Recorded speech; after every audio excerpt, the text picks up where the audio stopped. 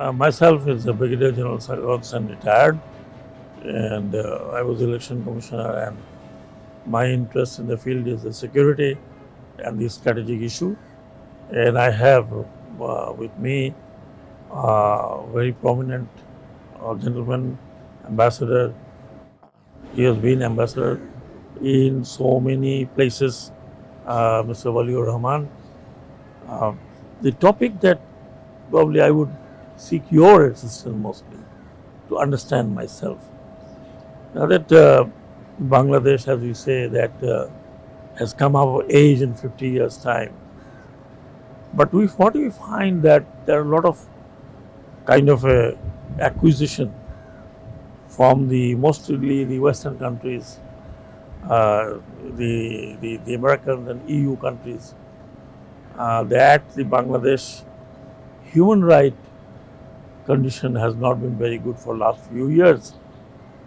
And we also realize that there has been a lot of extra judicial killing, though a lot of justification is given. Some of them are criminals, some of them are extremists. But then this has been the kind of a complaint of Western countries. And what I think that sometimes we ask that how come they are accusing another country like this.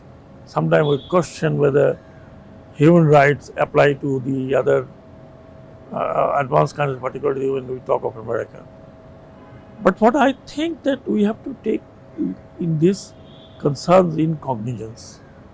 The reason is being that we are dependent on these countries, particularly for our trade and mainly for trade, and of course so many other, because a lot of expatriates are living in those countries, in Europe, in America, Bangladeshis.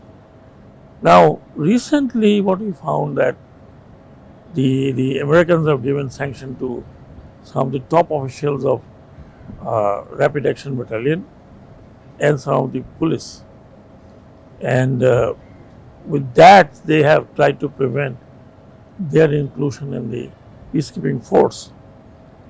This definitely it's not a very good issue as far as the sovereign country and a country of Bangladesh, which is now graduating from LDC to a developed country.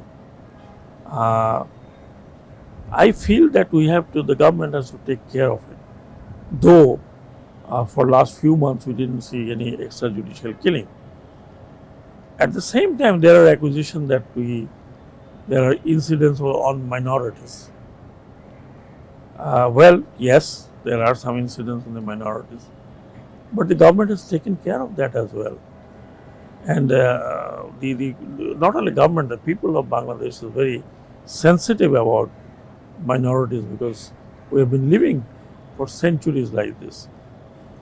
I really don't know how to explain this, what we should do, how much it is affecting our foreign policy, which you will be able to tell more in detail. Thank you, General. I was also the special envoy of the Prime Minister of Bangladesh for some years. Look, this is it's a situation which is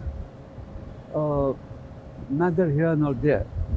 Now, when President Bush Jr. was president, for him it was either you are with us or you are against us. There was no midpoint. I can be your friend without being with or against you. No. So that is how they defined the foreign policy of the United States for 8 years. And it was then that they committed the worst kind of human rights violation in Iraq. Now, whenever the Democrats come to power, they have this kind of a human rights boogie they try to apply in various countries. Mr. Obama was less so. Mr. Carter was quite severe. And again, Joe Biden is pretty much severe. Now, you see, when I look at it, uh, when I look at it, General, I'm very straight. That in 1971, you were a general in the army. The worst kind of human rights violation took place, one of the worst in the world, in Bangladesh itself. And the great United States of America took the side of the perpetrators, Pakistan. So see, those are the incidents that we remember.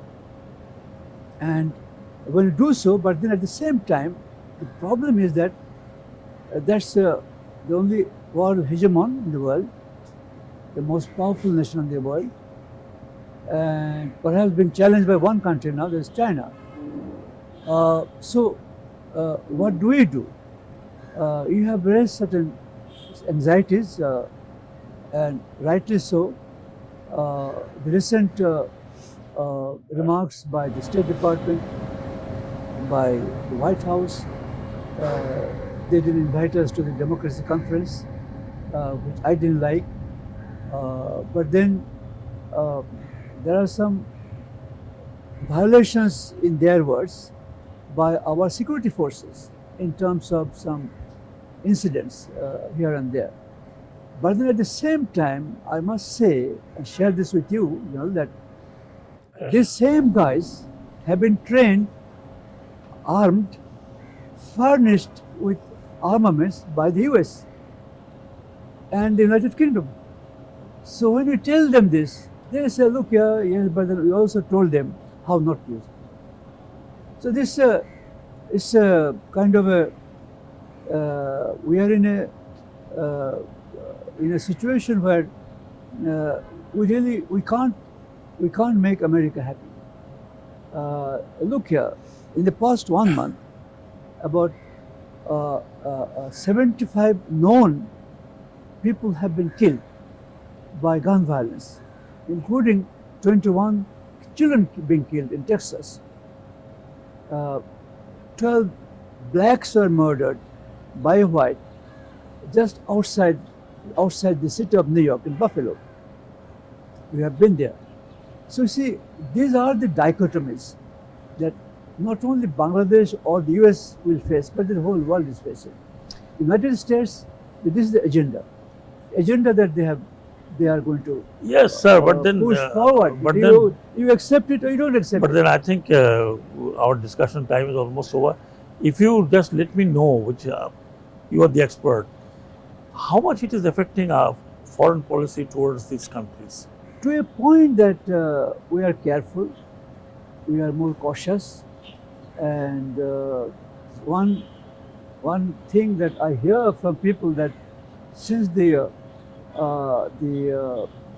Sanctions. sanction was imposed, I believe that the transgressions have been reduced, All right. have come down. Thank you very much for giving me time, and I'm giving you time.